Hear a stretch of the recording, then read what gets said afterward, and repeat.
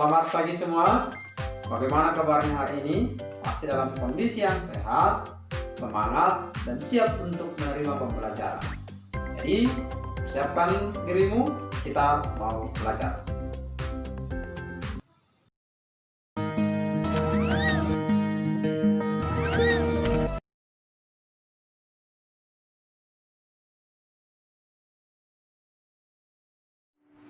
Selamat pagi, selamat bertemu kembali dengan saya Saki Ben Sinaga dalam pembelajaran matematika. Saat ini kita masuk ke bab yang kedua tentang himpunan. Nah, sebelum kita masuk ke dalam himpunan ini loh sering kita gunakan dalam kehidupan sehari-hari. Nah, kira-kira apa itu definisi daripada himpunan? Ya, himpunan itu adalah kumpulan benda-benda yang terdefinisi atau diberi batasan dengan jelas. Jadi, kumpulan benda-benda yang terdefinisi dengan jelas. Sudah jelas dia diberikan batasannya. Itulah yang disebut dengan himpunan. Kalau belum jelas, berarti bukan himpunan. Ya, jadi kalau ada kelompok atau kumpulan daripada benda yang sudah jelas, dia itu termasuklah himpunan. Contohnya, kumpulan hewan berkaki 4. Nah, ini termasuk himpunan. Kita lihat contohnya kan bisa kita buat di situ ada sapi, kerbau, kambing, domba, kelinci, kuda, dan masih banyak lagi anggota daripada kumpulan hewan berkaki 4.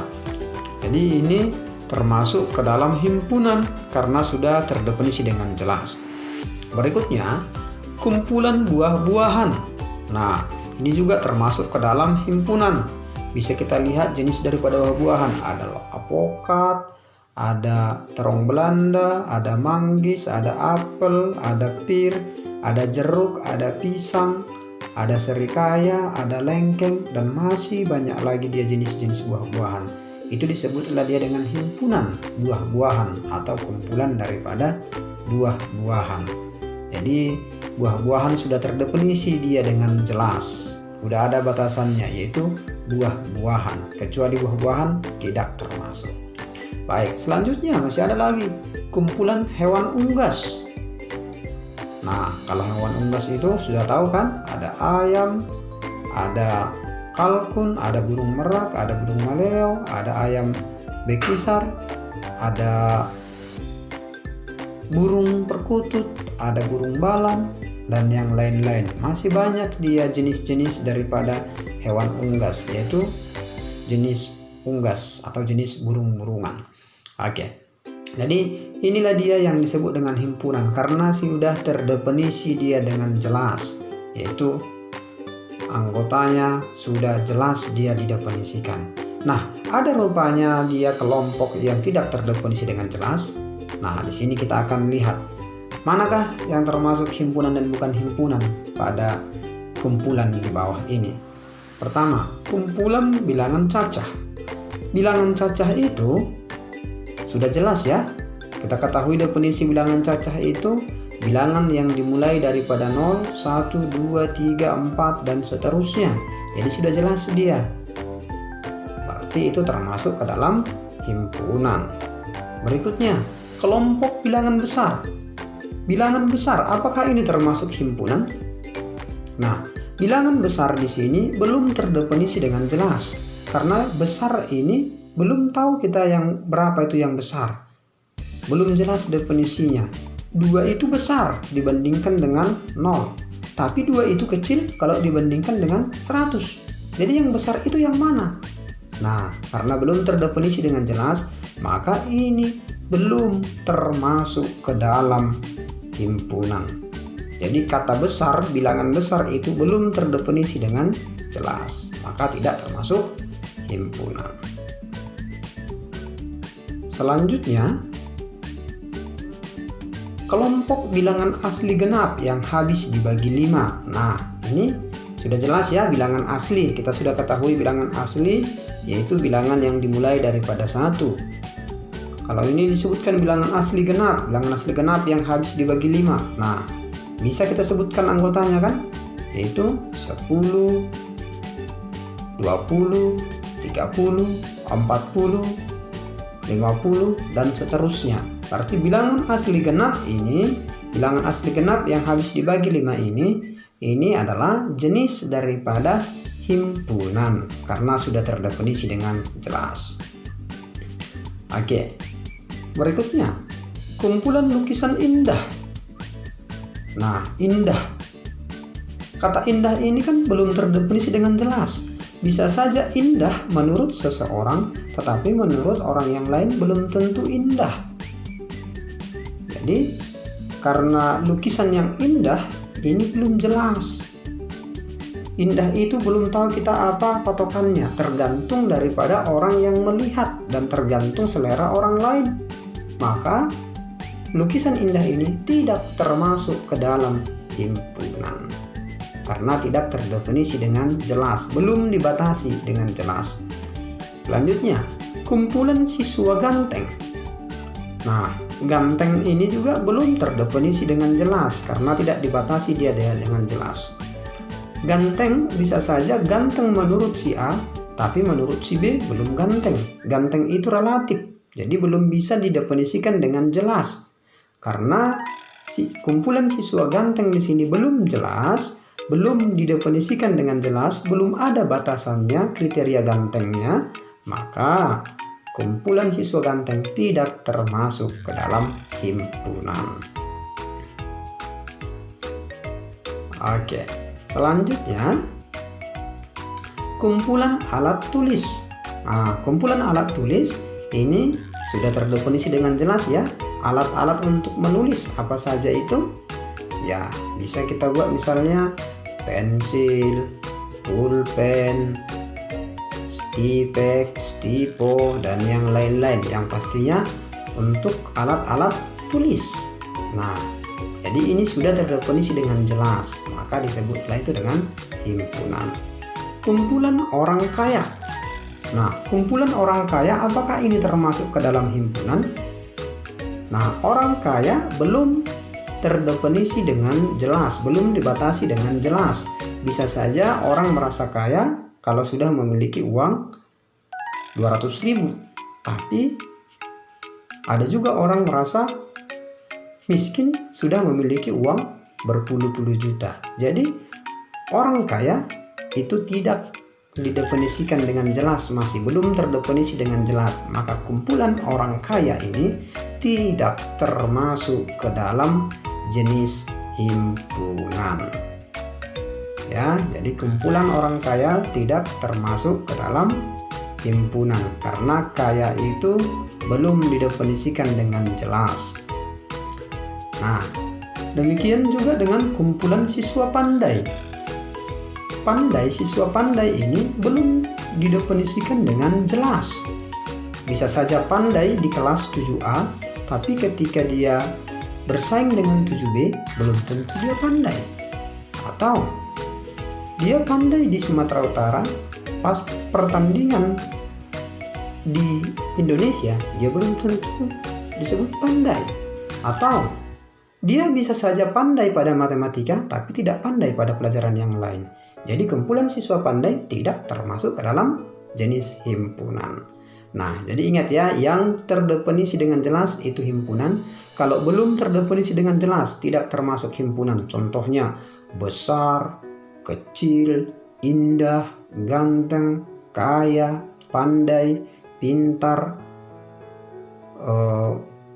masih banyak lagi yang tidak termasuk ke dalam himpunan. Jadi kalau dibilang misalnya cantik, itu juga tidak termasuk ke dalam himpunan ya. Kumpulan siswa cantik itu bukan termasuk ke dalam himpunan karena tidak terdefinisi dengan jelas. Nah, itulah dia yang dimaksud dengan himpunan dan bukan himpunan. Oke, sekarang kita masuk kepada anggota himpunan dan lambangnya. Kalau misalnya ada himpunan namanya himpunan binatang buas, berarti anggota ini apa saja ini? Kita sebutkan beberapa contoh dulu. Bisa harimau, bisa buaya, bisa singa, bisa serigala. Jadi masih ada lagi kan? Nah, inilah kita buat contoh daripada anggotanya. Jadi sesuai dengan namanya lah anggota-anggotanya. Berikutnya, kumpulan buah-buahan. Nah, contoh anggotanya. Kita buat misalnya ada pisang, apel, mangga, anggur. Jadi dia harus jenis buah-buahan. Kalau bukan jenis buah-buahan, berarti tidak termasuk ke dalam anggotanya. Nah, kalau ada misalnya dibuat anggota himpunan buah-buahan, dibuat misalnya kucing, berarti salah. Jadi yang benar itu kalau kumpulan buah-buahan, maka anggotanya pun semua buah-buahan. Baik, kalau himpunan bilangan bulat. Himpunan bilangan bulat ini biasanya, nah contohnya ini kita buatlah misalnya 1, 2, 3, 4, 5, 6, 7, 8, 9, 10. Masih banyak lagi ya. Tapi inilah kita buat contoh daripada anggotanya. Yang artinya kalau himpunan bilangan bulat, anggotanya itu semua harus bilangan bulat. Baik, sekarang kita masuk kepada lambang himpunan. Nama himpunan diberi nama atau disimbolkan dengan huruf kapital ataupun huruf besar. Sedangkan anggota himpunan dibuat dalam kurung kurawal dan disimbolkan dengan huruf kecil. Jadi ingat ya, nama himpunan selalu dalam huruf besar, anggotanya huruf kecil dan dibuat dalam kurung kurawal. Contoh, himpunan buah-buahan. Misalnya kita buat himpunan B, himpunan buah-buahan, nama anggotanya kita buat dalam kurung kurawal, namanya itu pisang, apel, mangga, pepaya. Jadi selalu diawali, dibuka dan ditutup dengan kurung kurawal. Selanjutnya himpunan bilangan asli. Biasanya bilangan asli ini disimbolkan dengan A. Jadi bisa anggotanya kita buat himpunan A beranggotakan 1, 2, 3, 4, 5, 6, 7, 8, 9, 10. Titik-titik. Titik-titik itu artinya masih banyak lagi di atas bilangan 10 yang merupakan anggota daripada bilangan asli. Jadi masih banyak lagi dia. Sampai tak terhingga, maka dibuatlah dengan titik-titik. Oke, selanjutnya bilangan bulat. Bilangan bulat biasanya disimbolkan dengan B. Jadi kalau misalnya himpunan B atau himpunan bilangan bulat itu beranggotakan dibuat titik-titik karena masih banyak lagi yang lebih kecil daripada -3. Jadi titik-titik, -3, -2, -1, 0, 1, 2, 3, 4, titik-titik. Jadi buat berarti lebih banyak, masih banyak lagi yang lebih besar daripada 4. Jadi titik-titik tadi di sini kalau sebelah kiri berarti yang lebih kecil. Sedangkan kalau titik-titik di sebelah kanan itu masih banyak yang lebih besar. Jadi itu artinya untuk daripada titik-titik itu ya. Berikutnya himpunan bilangan cacah. Biasanya disimbolkan dengan C. Misalnya dibuat di sini himpunan bilangan cacah itu dimulai dari 0, 1, 2, 3, 4, 5 titik-titik. Kenapa dibuat titik-titik? Masih banyak lagi anggotanya yang lebih besar daripada 5. Baik, himpunan bilangan prima biasanya disimbolkan dengan P. Nah, jadi kalau dibuat misalnya himpunan bilangan prima P beranggotakan, ingatkan bilangan prima yang dapat dibagi bilangan itu sendiri dan bilangan 1. Jadi hanya 2 faktornya. Yang mana aja itu? Misalnya ini P beranggotakan 2, 3, 5, 7, 11, 13, 17 dan masih banyak lagi. Maka dibuatlah di sini titik-titik. Itulah dia disebutkan dengan tadi penulisan lambang daripada himpunan dan anggota himpunan. Baik. Anggota suatu himpunan disebut juga dengan elemen atau disimbolkan nanti dengan E. Seperti ini dia ya. Oke. Dan kalau bukan anggota himpunan itu disimbolkan dengan E-nya dicoret.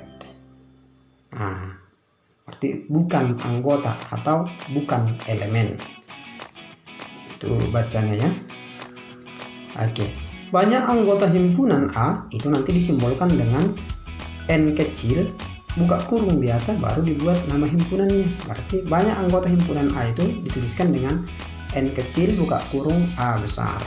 Begitu juga kalau misalnya banyak anggota himpunan B, itu disimbolkan N kecil buka kurung biasa huruf B besar, yang artinya banyak anggota himpunan B. Demikian juga nanti kalau banyak anggota himpunan C, disimbolkan nanti dengan N kecil buka kurung biasa huruf C besar. Jadi demikianlah dia untuk membaca banyak himpunan daripada suatu himpunan. Oke. Himpunan B yang anggotanya -3, -2, -1, 0, 1, 2, 3, 4 ini dapat ditulis dengan B besar sama dengan, kita buka kurung kurawal, -3, -2, -1, 0, 1, 2, 3, dan 4 ditutup kurung. Tutup kurung dia, tutup kurung kurawalnya dia. Itulah dia penulisan daripada himpunan itu. Maka dari sini bisa kita peroleh, kalau ada dibuat misalnya di sini -3. -3 itu apakah dia ada anggota daripada si B? Ada. Maka kalau ada berarti -3 itu elemen B. -2 adakah dia pada anggota B? Kalau ada berarti -2 elemen B. 1 itu apakah dia termasuk anggota daripada B? Nah, kalau termasuk berarti 1 itu elemen B. Kalau 4 itu adakah pada anggota B? Ada, berarti 4 elemen B. Kalau -6 adakah pada anggota B? Tidak ada ya. Kalau tidak ada berarti -6 bukan anggota atau bukan elemen B. 8. Kita lihat 8. Adakah anggota daripada B? Tidak. Maka dibuat dari situ 8 bukan elemen B. Jadi kalau ditanya berapa banyak anggota himpunan B itu, maka disimbolkanlah dia N kecil buka kurung B besar. Kita hitunglah dia banyak anggotanya. 1, 2, 3, 4, 5, 6, 7, 8. Maka NB sama dengan 8. Itulah dia penulisan anggota dan banyak anggotanya. Oke, sampai situ sudah paham ya? Oke, lanjut. Kita buat misalnya himpunan Z yang anggotanya pisang, apel, pepaya, nanas, jambu. Ini dapat ditulis dengan Z besar sama dengan buka kurung kurawal, kita buat pisang, apel, pepaya, nanas, jambu. Tutup kurung kurawal. Maka dari sini bisa kita lihat pisang. Kita lihat pisang. Apakah dia merupakan anggota Z? Iya, pisang anggota si Z. Nanas, adakah nanas di dalamnya? Ada, berarti nanas elemen Z. Belimbing, adakah belimbing pada anggota si Z? Tidak ada, berarti belimbing bukan anggota Z. Anggur, adakah anggur pada anggota Z? Tidak ada, maka anggur bukan anggota Z. Jambu, adakah jambu pada anggota si Z? Ada ya, berarti jambu anggota daripada si Z. Pepaya, apakah pepaya anggota daripada si Z? Iya, maka pepaya adalah elemen Z. Banyak anggota himpunan Z. Berapa banyakkah himpunan Z itu? Kita hitung. Pisang 1, apel 2, pepaya 3, 4, 5. Maka diperolehlah di sini banyak anggota Z itu ada sebanyak 5. Oke. Contoh selanjutnya, kalau misalnya dibuat himpunan R beranggotakan huruf pembentuk kata matematika. Huruf yang membentuk matematika apa sajalah itu dalam matematika? Berarti pertama huruf M, huruf M, huruf A, huruf T, huruf E, huruf M. Karena udah ada M kita tulis, nggak usah lagi ditulis ya. Jadi kalau ada pun dia M-nya 3, cukup sekali aja ditulis. Begitu juga dengan A-nya. A-nya sudah ada kita buat di dalam, berarti tidak usah ditulis lagi. Maka pembentuk kata matematika itu adalah huruf M, A, T, I, K. Jadi hanya itu saja. Maka anggota daripada himpunan R itu adalah M, A, T, E, I, K. Sehingga dari himpunan ini kita perolehlah dia M itu adalah anggota R, M elemen R, A anggota R. T anggota R, E anggota R juga. Kalau I anggota R juga. K elemen R juga ya. Oke, yang bukan anggotanya C, adakah C? Tidak ada ya, berarti C itu bukan anggota R. U, adakah U di dalamnya? Tidak ada ya, berarti U bukan anggota R. Demikianlah dia untuk menentukan anggota-anggotanya. Berapa banyakkah anggota daripada R itu? Kita hitung. M, A, T, I, E, K. Berarti ada sebanyak 6. Maka banyak anggota himpunan R adalah 6. Demikianlah dia pembelajaran kita. Oke, jadi diulang-ulangi ya untuk himpunan, anggota, lambangnya, dan banyak anggotanya. Sampai bertemu pada pertemuan selanjutnya. Terima kasih, salam sehat. Demikian pembelajaran kita hari ini. Tetap diulang-ulangi pembelajarannya dan tetap semangat. Allah bisa karena biasa, maka latihanlah. Biasakan mengerjakan soal-soal supaya lebih terlatih mengerjakan soal matematika. Salam sehat.